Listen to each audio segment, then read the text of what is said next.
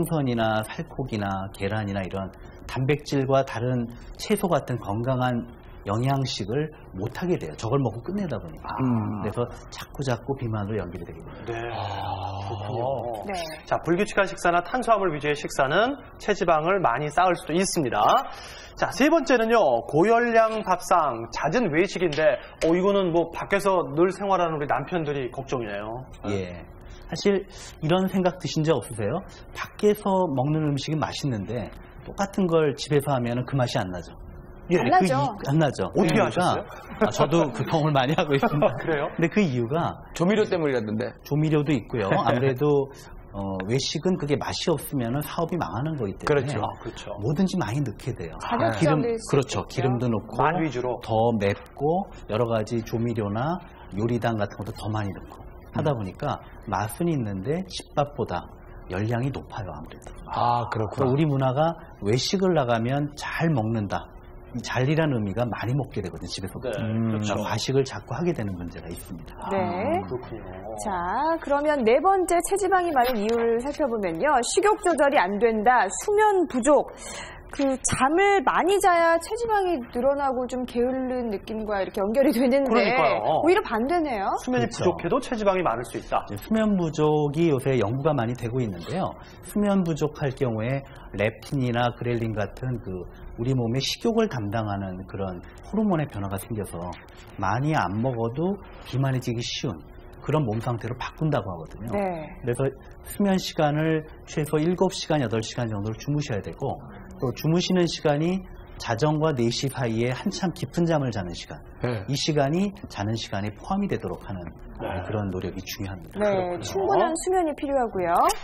다섯 번째는요.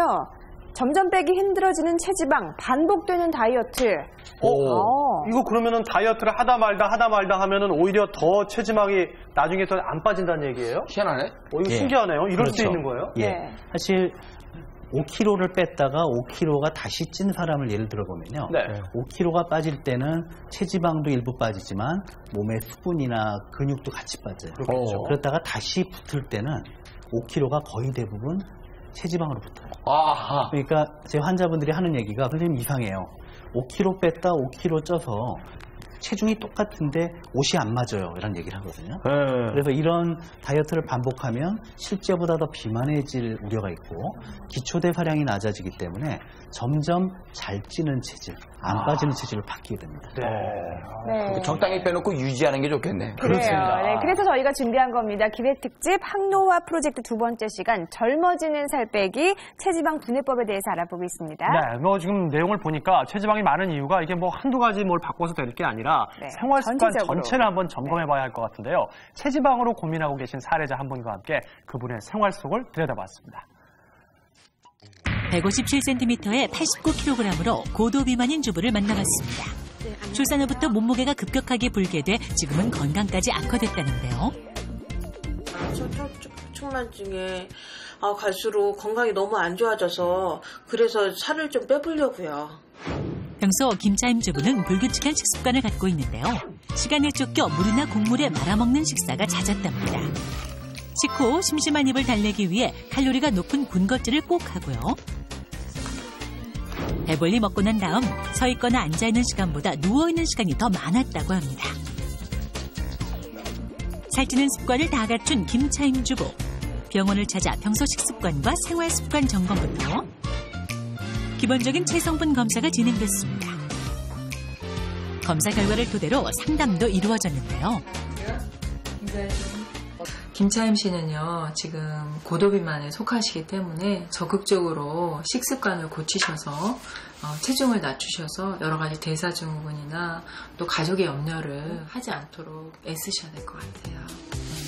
전문의에게 알아본 세 가지 해결법 어떤 것인지 궁금한데요. 첫 번째, 정해진 양을 균형 있게 먹기 위한 식판 사용. 야채 양을 접시의 반 정도로 이용합니다.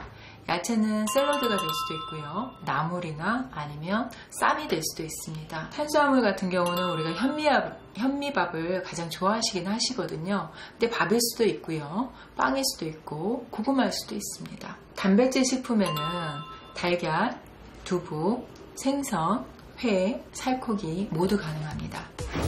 규칙적인 시간에 단백질과 탄수화물